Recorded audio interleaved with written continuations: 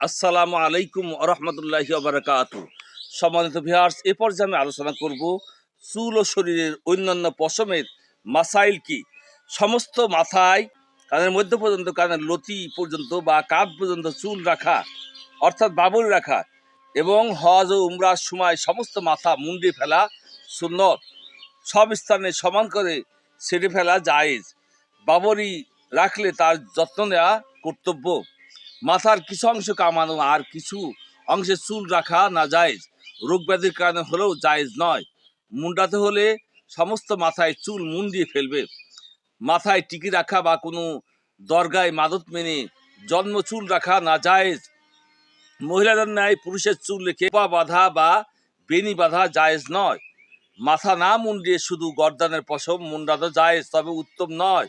মহিলাদের মাথা মুন্ডানো বা চুল ছাঁটা হারাম। হাদিস শরীফে এরূপ মহিলাদের প্রতি লানত অভিশাপ এসেছে। ভালো দেখানোর জন্য পাকা চুল উঠিয়ে ফেলা নাজায়েজ। অবশ্য জিহাদের ময়দানে কাফেরদের অন্তরে ভীতি সঞ্চারের জন্য এরূপ করা জায়েজ আছে। দাঁড়িয়ে কলব বা খেজাব লাগানোর যা মাসালা, চুলের কলব বা খেজাব লাগানোর মাসালাও তদ্রূপী। নাভির নিচের পশম পুরুষের জন্য কামিয়ে ফেলা উত্তম।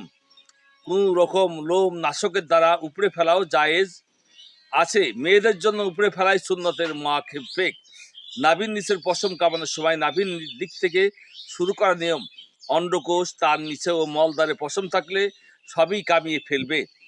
নাকের মধ্যের পশম না উপরে কাঁচির দ্বারা কাটা উত্তম।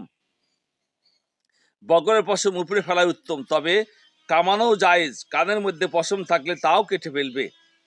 বুক ও পিঠের পশম কামানো জায়েজ, তবে ভালো নয়।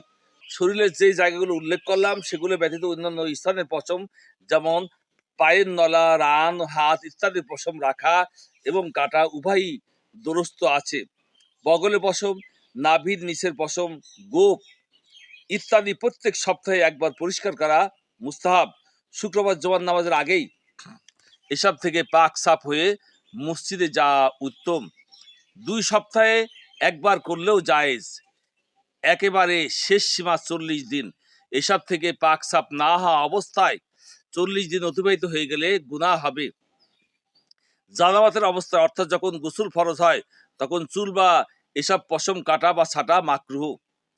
বিনা অপরগতায় অন্যের দ্বারা বগলের পশম সাফ করানো ভালো নয়।